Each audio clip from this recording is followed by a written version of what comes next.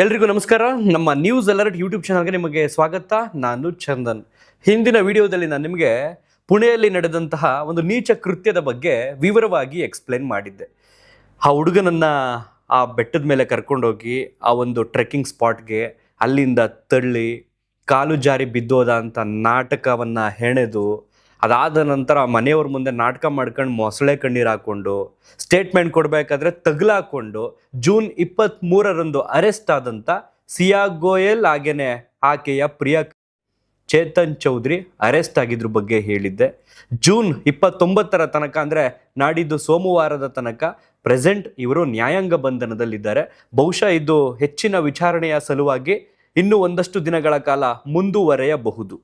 Present ನಿನ್ನೆ ಮೊನ್ನೆ ನಡೆದಂತಹ ಈ ಒಂದು ಕೇಸ್ಗೆ ಸಂಬಂಧಪಟ್ಟ ಹಾಗೆ ಈಕೆ ಕೊಟ್ಟಿರ್ತಕ್ಕಂಥ ಸ್ಟೇಟ್ಮೆಂಟ್ ತುಂಬಾ ವೈರಲ್ ಆಗಿದೆ, ತುಂಬಾ ಸ್ಪ್ರೆಡ್ ಆಗಿದೆ, ಕೆಟ್ಟು ಕೋಪವೂ ಕೂಡ ಬರ್ತಾ ಇದೆ. ಜೊತೆಗೆ ಪಾಪ ಈ ವಿಗ್ ಧರಿಸಿರ್ತಾರಲ್ಲ, ಕೃತಕ ಕೇಶವನ್ನ ಧರಿಸಿರ್ತಾರಲ್ಲ, ಅಂಥವ್ರು ಹೆದರುವಂತ ಪರಿಸ್ಥಿತಿ ನಿರ್ಮಾಣ ಆಗಿದೆ ಈಕೆ ಕೊಟ್ಟಿರ್ತಕ್ಕಂಥ ಸ್ಟೇಟ್ಮೆಂಟ್ ಇಂದ. ಅವ್ನು ವಿಗ್ ಆಗ್ತಿದ್ದ, ನಂಗೆ ಇಷ್ಟ ಆಗಲಿಲ್ಲ, ಅವ್ನು ಹಂಗಿರ್ಲಿಲ್ಲ, ನಂಗೆ ಹಿಂಗಿರಲಿಲ್ಲ, ಇಂಥ ಕೆಟ್ಟ ಹೆಣ್ಮಕ್ಳು ನಮ್ಮ ಭೂಮಿ ಮೇಲೆ ಹುಟ್ಟಿದಾರಲ್ಲ ಅನ್ನೋದೇ ತುಂಬಾ ಬೇಸರದ ಸಂಗತಿ. ಅದಲ್ಲದೆ ಕೆಲವರು ಇವಳಿಗೆ ಎಕ್ಸ್ಕ್ಯೂಸ್ ಕೂಡ ಕೊಡ್ತಾ ಇದ್ದಾರೆ. ಅಂದ್ರೆ ವಯಸ್ಸು ಬಂದು 20 20 ಮೆಚುರಿಟಿ ಎಲ್ಲಿ ಬಂದಿರುತ್ತೀರಿ ಇಷ್ಟು ಬೇಗ ಅವಳಿಗೆ? ಮೆಚುರಿಟಿ ಮೇಲೂ ಕರ್ಕೊಂಡೋಗಿ ತಳ್ಳೋದ್ರಲ್ಲಿ ಬಂದಿತ್ತಾ ಜೂನ್ 17ನೇ ತಾರೀಕು. ಅದಕ್ಕಿಂತ ಬಿಫೋರು ಜೂನ್ 14ನೇ ತಾರೀಕು ಸೇಮ್ ಟೈಪ್ ಆತನನ್ನ ತಳ್ಳಿ ಆತ ಗಿಡ ಗಂಟೆಗಳನ್ನ ಹಿಡ್ಕೊಂಡು ಬಚಾವಾಗ್ಬಿಡ್ತಾನೆ.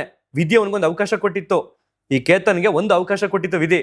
ಆ ಸಂದರ್ಭದಲ್ಲಿ ಇವಳು ಹೇಳ್ತಾಳೆ, ಹಾವು ಬಂದ್ಬಿಡ್ತು ಅಡ್ಡಕ್ಕೆ, ಅದಕ್ಕೆ ನಾನು ನೀನು ತಳ್ಬಿಟ್ಟೆ ನಂಗೆ ಬೈದಲ್ಲಿ ಅಂತ. ಆತನಿಗೆ ಭಗವಂತ ಒಂದು ಅವಕಾಶ ಕೊಟ್ಟಿದ್ದ, ಹುಷಾರು ಕಣೋ ಅಂತ.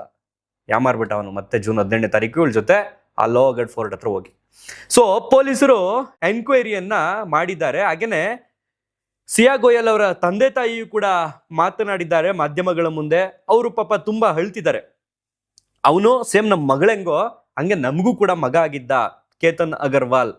ಈ ಬೇವರ್ಸಿ ಇಷ್ಟ ಇಲ್ಲ ಅಂತ ಹೇಳಿದ್ರೆ ಬಿಟ್ಬಿಡ್ತಿದ್ದೋ. ಈ ಬೇವರ್ಸಿ ನಮ್ಗೆ ಆತನ ಯಾವುದನ್ನು ಕೂಡ ಹೇಳಿಲ್ಲ. ಎಂದಿಗೂ ಇವಳು ನಮ್ಗೆ ಮದ್ವೆ ಇಷ್ಟ ಇಲ್ಲ ಕಣಮ್ಮ, ಮದ್ವೆ ಇಷ್ಟ ಇಲ್ಲ ಕಣಪ್ಪ ಅಂತ ನಮ್ ಗಮನಕ್ಕೆ ತಂದಿಲ್ಲ. ಇವಳು ಈ ತರ ಮಾಡಿದಳಲ್ಲ, ಇವಳ್ದು ಏನಾದ್ರೂ ಅಪರಾಧ ಸಾಬೀತಾಯ್ತು ಅಂತಂದ್ರೆ ಇವಳಿಗೆ ದೊಡ್ಡ ಕಠಿಣವಾದಂತ ಶಿಕ್ಷೆಯನ್ನ ಕೊಡಿ ಅಂತ ತಂದೆ ಮನವಿ ಮಾಡ್ಕೊಂಡಿದ್ದಾರೆ, ತಾಯಿ ಮನವಿ ಮಾಡ್ಕೊಂಡಿದ್ದಾರೆ. ಇವಳನ್ನ ಸೇಮ್ ಅದೇ ಬೆಟ್ಟದ ಮೇಲೆ ತಗೊಂಡೋಗಿ, ಅದೇ ಫೋರ್ಟ್ ಮೇಲೆ ತಗೊಂಡೋಗಿ ತಳ್ಳಿಬಿಡಿ, ನನ್ನ ಮಗಳನ್ನು ಕೂಡ ತಳ್ಳಿಬಿಡಿ, ನಮಗೇನೂ ಬೇಸರ ಇಲ್ಲ, ನಮಗೇನು ನಷ್ಟ ಆಗಲ್ಲ ಅಂತ ಅವ್ರ ತಾಯಿ ಕಣ್ಣೀರಿನಿಂದ ಆಕ್ರೋಶವನ್ನ ಹಾಕಿದ್ದಾರೆ. ಇತ್ತ ಈ ದುರಂತ ಅಂತ್ಯವಾದಂತ ಕೇತನ್ ತಂದೆ ತಾಯಿ ಅವಳಿಗೆ ಮರಣ ದಂಡನೆಯನ್ನ ಕೊಡಿ ಅಂತ ಕೇಳ್ಕೊಳ್ತಾ ಇದ್ದಾರೆ. ಇನ್ನು ಕೇತನ್ ಅಗರ್ವಾಲ್ ತಂದೆ ವಿಶ್ವಾಸ್ ಅಗರ್ವಾಲ್ ಸ್ವಲ್ಪ ಪವರ್ಫುಲ್ ವ್ಯಕ್ತಿ ಆಗಿದ್ರಿಂದ, ಮಹಾರಾಷ್ಟ್ರದ ಪುಣೆಯಲ್ಲಿ ಅವರು ರಿಯಲ್ ಎಸ್ಟೇಟ್ ಆಗಿನ ಬಿಸ್ನೆಸ್ಗಳಲ್ಲಿ ಬಿಸ್ನೆಸ್ ಮ್ಯಾನ್ ಆಗಿದ್ರಿಂದ, ಅವರಿಗೆ CM ಬಳಿ ಹೋಗುವಷ್ಟು ಸಂಪರ್ಕ ಇರೋದ್ರಿಂದ CM ಮಹಾರಾಷ್ಟ್ರದ ಮುಖ್ಯಮಂತ್ರಿಗಳಾದಂಥ ದೇವೇಂದ್ರ ಫಡ್ನವೀಸ್ ಅವರನ್ನ ಭೇಟಿ ಮಾಡಿ ಈ ಒಂದು ಕೇಸ್ಗೆ ಸಂಬಂಧಪಟ್ಟಂತೆ ಒಂಚೂರು ಪ್ರೆಷರ್ ಹಾಕಿದ್ರಿಂದ ನಿನ್ನೆ SITಯು ಕೂಡ ರಚನೆ ಆಗಿದೆ. ಅಂದ್ರೆ ಪಂಕಜ್ ದೇಶ್ಮುಖ್ ಅನ್ನುವಂಥ ಒಂದು ಅಧಿಕಾರಿಯ ನೇತೃತ್ವದಲ್ಲಿ ಮಹಾರಾಷ್ಟ್ರದ CM ಒಂದು ವಿಶೇಷ ತನಿಖಾ ತಂಡವನ್ನ ಈ ಒಂದು ಕೇಸ್ಗೆ ಸಂಬಂಧಪಟ್ಟಂತೆ ರಚನೆ ಮಾಡಿದ್ದಾರೆ. ಆದಷ್ಟು ಬೇಗ ಈ ಒಂದು ಕೇಸ್ ಇತ್ಯರ್ಥ ಆಗಲಿ ಅಂತ. ಜೊತೆಗೆ ಈ ಒಂದು ಕೇಸ್ ನ್ಯಾಯಾಲಯದಲ್ಲಿ ಫಾಸ್ಟ್ ಟ್ರ್ಯಾಕ್ ಮೂಲಕ, ಅಂದ್ರೆ ಅತಿ ಬೇಗ ಈ ಒಂದು ಕೇಸ್ನ ವಿಚಾರಣೆ ನಡೆಸುವಂತಹ ಒಂದು ಚಟುವಟಿಕೆ ಅಥವಾ ಒಂದು ಕಾರ್ಯ ಪ್ರವೃತ್ತಿ. ಸೊ ಅದಕ್ಕೂ ಕೂಡ ಆದೇಶ ಆಗಿದೆ. ಸೊ ವೆಯ್ಟ್ ಮಾಡಿ ನೋಡಬೇಕು ಎಷ್ಟು ಬೇಗ ಇದು ಮುಗಿಯುತ್ತೆ ಅನ್ನೋದನ್ನ. ಸೊ ಈಕೆ ಪರವಾಗಿ ಯಾರ್ಯಾರು ವಕೀಲರಿದ್ದಾರೆ, ಈತನ ಬಾಯ್ ಫ್ರೆಂಡ್ ಪರವಾಗಿ ಯಾರು ವಕೀಲಿದ್ದಾರೆ, ಜೊತೆಗೆ ಈ ದುರಂತ ಅಂತ್ಯಕ್ಕೊಳಗಾದಂಥ ಕೇತನ್ ಅಗರ್ವಾಲ್ ಪರವಾಗಿ ಯಾರ್ಯಾರಿದ್ದಾರೆ ಇದೆಲ್ಲವನ್ನು ಕೂಡ ಎಕ್ಸ್ಪ್ಲೈನ್ ಮಾಡ್ತಾ ಹೋಗ್ತೀನಿ. ಮೊದಲಿಗೆ ಈಕೆ ಕೊಟ್ಟಿರ್ತಕ್ಕಂಥ ಸ್ಟೇಟ್ಮೆಂಟು.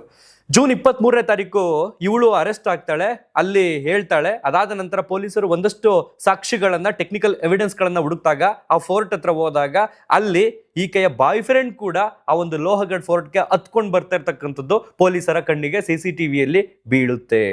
ಇಂಥ ಹುರಿ ಬಿಸಿಲಲ್ಲಿ, ಈ ಶೆಕೆಯ ಟೈಮ್ನಲ್ಲಿ, ಜೂನ್ ತಿಂಗಳಲ್ಲಿ ಒಂದು ಪುಲ್ಲೋವರ್ ಹಾಕೊಂಡು, ಕ್ಯಾಪ್ ಹಾಕೊಂಡು, ಮಾಸ್ಕ್ ಹಾಕೊಂಡು, ಹೆಡ್ಫೋನ್ ಹಾಕೊಂಡು ಕಂಪ್ಲೀಟ್ ಕವರ್ ಮಾಡ್ಕೊಂಡು ಬೆಟ್ಟ ಹತ್ತುತ್ತವನಲ್ಲ, ಇವನ್ ಯಾರಪ್ಪ ಆಸಾಮಿ ಅಂತ ಹುಡುಕ್ದಾಗ ಅದು ಬೇರೆ ಯಾರು ಅಲ್ಲ, ಈ ಸಿಯಾ ಗೋಯಲ್ ಬಾಯ್ ಫ್ರೆಂಡ್ ಅನ್ನುವಂಥದ್ದು ಸತ್ಯ ಹೊರಗಡೆ ಬರುತ್ತೆ. ತದನಂತರ ಇಬ್ಬರನ್ನು ಕೂಡ ಬಂಧಿಸ್ತಾರೆ, ಕಸ್ಟಡಿಯಲ್ಲಿದ್ದಾರೆ, ವಿಚಾರಣೆಯನ್ನ ನಡೆಸಿದ್ದಾರೆ. ಒಂದಷ್ಟು ಅಂಶಗಳನ್ನ ಈಕೆ ಬಾಯ್ಬಿಟ್ಟಿದ್ದಾಳೆ.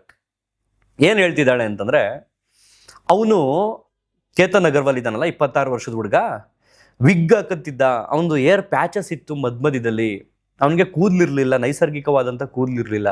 ಸೊ ಹಾಗಾಗಿ ಕೃತಕ ಕೇಶವನ್ನ ಅವನು ಹಾಕೊಳ್ತಿದ್ದ. ನನ್ಗದು ಇಷ್ಟ ಆಗ್ತಿರ್ಲಿಲ್ಲ.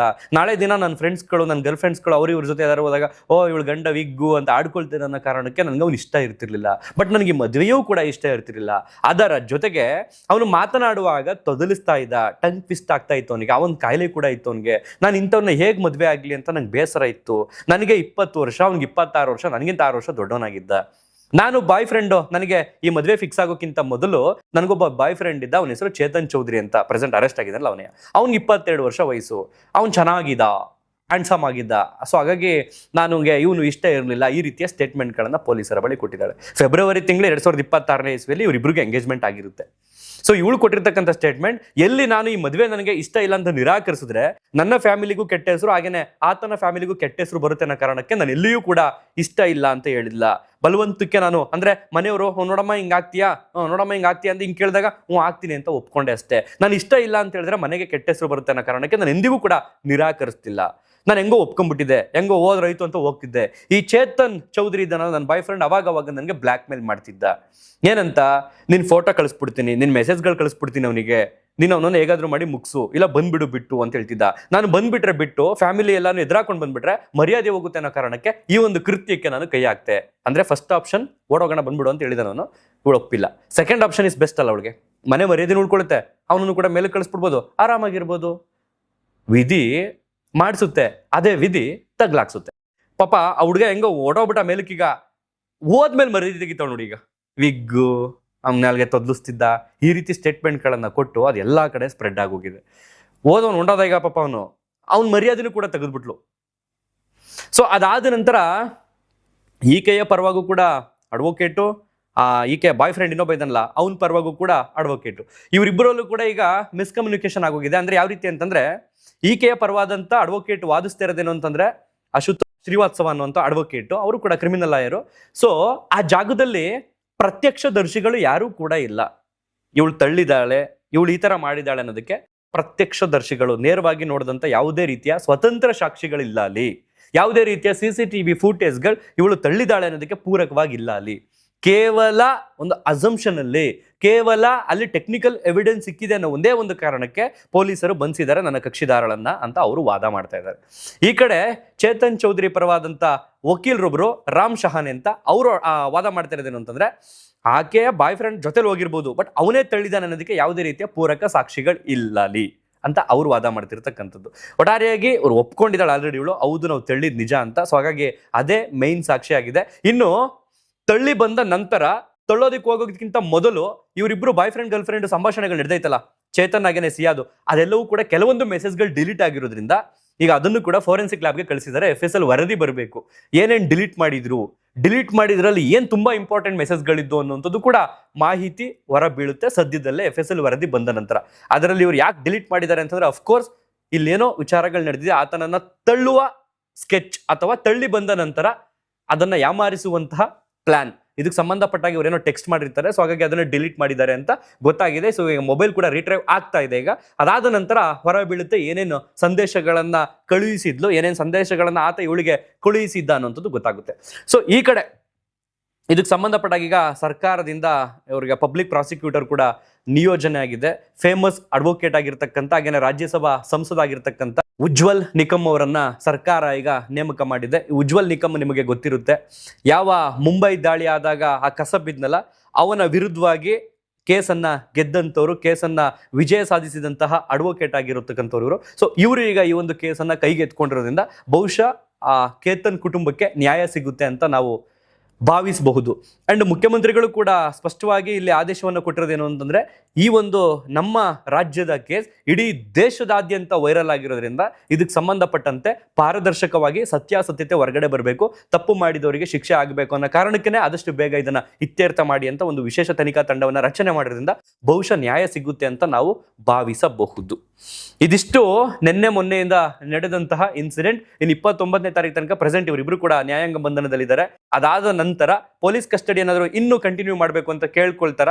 ಅದಾದ ನಂತರ ಮತ್ತೆ ವಿಚಾರಣೆ ಮಾಡ್ತಾರೆ. ಬಹುಶಃ ಇವತ್ತು ಅಥವಾ ನಾಳೆ ಸೀನ್ ರೀಕ್ರಿಯೇಟ್ ಮಾಡಬಹುದು. ಅಂತಂದ್ರೆ ಯಾವ ರೀತಿ ಇವರು ಅಲ್ಲಿಂದ ತಳ್ಳಿದ್ರು ಅನ್ನೋ ರೀತಿ ಒಂದು ಪ್ಲಾಸ್ಟಿಕ್ದು ಈ ಮ್ಯಾನಿಕ್ವಿನ್ ಇರುತ್ತಲ್ಲ, ಆ ಥರದ್ದು ಯಾವ್ದಾದ್ರು ಒಂದು ತಗೊಂಡೋಗಿ ಅದನ್ನ ಅಲ್ಲಿಟ್ಟು ಪೊಲೀಸರು ಯಾವ ಪ್ಲೇಸಲ್ಲಿ ಅವ್ನು ನಿಂತಿದ್ದ, ಎಕ್ಸಾಕ್ಟ್ ನೀವೆಲ್ಲಿದ್ರಿ, ಆ ಟೈಮ್ನಲ್ಲಿ ನೀವಿಬ್ರು ಏನೇನು ಮಾಡ್ತಿದ್ರಿ, ನಿಮ್ಮ ಆಕ್ಟಿವಿಟೀಸ್ ಏನಿತ್ತು, ಆ ಟೈಮ್ನಲ್ಲಿ ಯಾವ ಕೈಯಲ್ಲಿ ನೀವು ಪುಷ್ ಮಾಡಿದ್ರಿ, ಯಾವ ಕಡೆ ಹೋಗಿ ಅವ್ನು ಬಿದ್ದ, ಈ ರೀತಿ ಎಲ್ಲವೂ ಕೂಡ ಸೀನ್ ಮರು ಕ್ರಿಯೇಟ್ ಮಾಡುವಂತಹ ಪ್ರಕ್ರಿಯೆ ಇವತ್ತು ಅಥವಾ ನಾಳೆ ನಡಿಬಹುದು. ಸೊ ಅಲ್ಲಿ ಮತ್ತೆ ನಿಖರವಾಗಿ ಅವ್ರು ಹೆಂಗ್ ಮಾಡಿದ್ರು ಅನ್ನೋದು ಪೊಲೀಸರಿಗೆ ಅರಿವಾಗುತ್ತೆ, ಪೊಲೀಸರ ಗಮನಕ್ಕೆ ಅಲ್ಲಿ ಬರುತ್ತೆ. ಸೊ ನೋಡೋಣ, ಈ ಪಾಪಿಗಳು ಇಬ್ರಿಗೂ ಕೂಡ ಶಿಕ್ಷೆ ಆಗ್ಲಿ. ಆತ ಹೇಳ್ತಿರ್ತಕ್ಕಂಥದ್ದು ಈಕೆ ಹೇಳ್ತಿರ್ತಕ್ಕಂಥದ್ದು ಹೆಂಗಾಗೈತೆ ಅಂತಂದ್ರೆ, ಈಗ ಮಾಡೋ ತನಕ ಇಬ್ರು ಜೊತೆಲಿ ಸೇರಿ ಮಾಡ್ಬಿಟ್ರಿ. ಈಗ ಈ ಅಪರಾಧ ಮಾಡಿದ ನಂತರ ಈಕೆ ಹೇಳ್ತಾಳೆ, ಇವ್ನು ನನಗೆ ಫೋರ್ಸ್ ಮಾಡ್ತಿದ್ದ, ನೀನು ಬ್ಲ್ಯಾಕ್ ಮೇಲ್ ಮಾಡ್ತಿದ್ದ, ಹಾಗಾಗಿ ನಾನು ಅವ್ನಿಗೆ ಹೇಳ್ದಂಗೆ ಒಪ್ಕೊಳಂಗಾಯ್ತು ಅಂತ. ಅವ್ನು ಹೇಳ್ತಿದ್ದಾನೆ, ಇಲ್ಲ ನಾನು ಬರೀ ನಿಂತಿದ್ದೆ, ನಾನು ಬರೀ ನೋಡ್ತಿದ್ದೆ ಅಂತ. ಸೊ ಮಾಡೋರ ಜೊತೆಗೆ ನೋಡೋರ್ಗೂ ಕೂಡ ಕಷ್ಟ ಆಗುತ್ತೆ. ಆಮೇಲೆ ಇನ್ನೊಂದೇನು ಅಂತಂದ್ರೆ, ನಮ್ಮ ಪೊಲೀಸರಲ್ಲಿ ಒಂದು ಮನವಿ, ಇವಳೀಗ ಬಾಯ್ ಫ್ರೆಂಡ್ಗೀಗ ತಲೆ ತುಂಬ ಕೂದಲಿರುತ್ತಲ್ವಾ, ಈಗ ನಾಳೆ ದಿನ ಇವರಿಬ್ರಿಗೂ ಕೂಡ ಕನ್ವಿಕ್ಟ್ ಆಯಿತು ಅಂತಂದರೆ ಇವಳು ಮಹಿಳಾ ಸೆಲ್ಗೆ ಹೋಗ್ತಾಳೆ, ಇವನು ಪುರುಷ ಸೆಲ್ಗೆ ಹೋಗ್ತಾನೆ. ಸೊ ಅಲ್ಲಿ ಇವರು ಅದೇನು ಮಾಡೋಕ್ಕಾಗಲ್ಲ. ಸೊ ಹಾಗೆ ಒಂದು 2 ದಿನ ಇವರಿಬ್ರು ಒಟ್ಟಿಗೆ ಕೂಡಾಕಿ, ಪಾಪ ಅವನದೇನು ವಿಗ್ ಅಲ್ವಾ, ಇವನ್ತು ಫುಲ್ ತಲೆ ತುಂಬ ಕೂದಲಿತ್ತಲ್ಲ, ಕುತ್ಕೊಂಡಾರೆ ಎಣಿಸ್ಲಿ ಒಂದು 2 ದಿನ ಇವಳು. ಇದಿಷ್ಟು ಹೇಳ್ತಾ ಈ ಒಂದು ವಿಡಿಯೋನಿಗೆ ಎಂಡ್ ಮಾಡ್ತಾ ಇದ್ದೀನಿ. ನಿಮ್ಮ ಅನಿಸಿಕೆ ಅಭಿಪ್ರಾಯಗಳನ್ನ ಕಮೆಂಟ್ ಬಾಕ್ಸ್ನಲ್ಲಿ ಬರೆದು ತಿಳಿಸಿ. ಪಾಪ ಈ ದುರಂತ ಅಥವಾ ವಿಧಿ ಹೆಂಗೆ ಅಂತಂದ್ರೆ, ಗಂಡು ಮಕ್ಕಳುಗಳಿಗೆ 25 ವರ್ಷ 26 ವರ್ಷ ಆಗ್ತಿದ್ದಂಗೆ ಭಗವಂತ ಕೂದಲು ಉದುರೋದನ್ನ ಮಾಡ್ಬಿಡ್ತಾನೆ. ಅದು ನೈಸರ್ಗಿಕ ನಿಯಮವೋ ಅಥವಾ ವಂಶ ಪಾರಂಪರ್ಯವಾಗಿ ನಡ್ಕೊಂಡು ಬಂದಿರತಕ್ಕಂಥ ಹೆರಿಡಿಟಿನೋ ಅಥವಾ ನಾವು ತಿಂತಿರ್ತಕ್ಕಂಥ ಫುಡ್, ಪ್ರೆಸೆಂಟ್ ಇರ್ತಕ್ಕಂಥ ಲೈಫ್ ಸ್ಟೈಲ್ ಗೊತ್ತಿಲ್ಲ. ಹುಡುಗರು ಪಾಪ ಅದನ್ನ ಫೇಸ್ ಮಾಡ್ತಾ ಇದ್ದಾರೆ. ಕೂದಲು ಉದುರುವಿಕೆಯನ್ನ ಲಕ್ಷ ಖರ್ಚು ಮಾಡ್ತಿದ್ದಾರೆ, ವಾಪಸ್ ಆ ಕೂದಲು ತರಬೇಕು ಅಂತ ಆಗ್ತಿಲ್ಲ ಅಂತಂದಾಗ ಏನಾಗುತ್ತೆ, ದುಡ್ಡಿರೋಂಥವ್ರು ಈ ರೀತಿ ವಿಗ್ ಹಾಕ್ಸ್ಕೊಳ್ತಾರೆ, ದುಡ್ಡಿಲ್ದಿರೋರು ಖಾಲಿ ತಲೆಯಲ್ಲೇ ಓಡಾಡ್ತಾರೆ. ಪ್ರೆಸೆಂಟ್ ವಿಗ್ ಹಾಕ್ಸ್ಕೊಂಡವ್ರಿಗೆ ಈಗ ಒಂದು ಟೆನ್ಷನ್ ಶುರುವಾಗಿದೆ. ನೋಡಪ್ಪ, ಈ ಇಡಿಯಟ್ ಮಾಡಿರ್ತಕ್ಕಂಥ ಇದರಿಂದ ಇನ್ಯಾರಾದ್ರೂ ಇನ್ಸ್ಪೈರ್ ಆಗಿ ಇನ್ನೇನಾರ ಮಾಡಕ್ ಹೋದವರು, ಇನ್ನೇನಾರು ಯೋಚನೆ ಮಾಡೋರು ಅನ್ನೋ ಥರ ಬಂದ್ಬಿಡೈತೆ ಈಗ. ಇದಿಷ್ಟೇ ಹೇಳ್ತಾ ಈ ಒಂದು ವಿಡಿಯೋನಾಗ ಎಂಡ್ ಮಾಡ್ತಾ ಇದ್ದೀನಿ. ಆರಾಮಾಗಿರಪ್ಪ, ವಿಗ್ ಹಾಕಿರೋ ಅಂತ ಲೈಕ್ ಇಡ್ಸ್ಕೊಳಕ್ ಹೋಗ್ಬಿಡಿ, ನಿಮ್ದೇ ಆಗಿರಿ, ಏನೂ ಆಗಲ್ಲ. ಇವಳು ಯಾರೋ ಮಾಡಿದ್ಲು ಅಂದ ತಕ್ಷಣ ಇನ್ನು ಯಾರು ಮಾಡೋಕ್ಕಾಗಲ್ಲ ಆ ಥರ ಎಲ್ಲ. ಇದಿಷ್ಟು ಹೇಳ್ತಾ ಈ ಒಂದು ವಿಡಿಯೋನಾಗ ಎಂಡ್ ಮಾಡ್ತಾ ಇದ್ದೀನಿ. ಧನ್ಯವಾದ. ನಿಮ್ಮ ಅನಿಸಿಕೆ ಅಭಿಪ್ರಾಯಗಳನ್ನ ಕಾಮೆಂಟ್ಸ್ ಮೂಲಕ ಬರೆದು ತಿಳಿಸಿ. ಧನ್ಯವಾದ.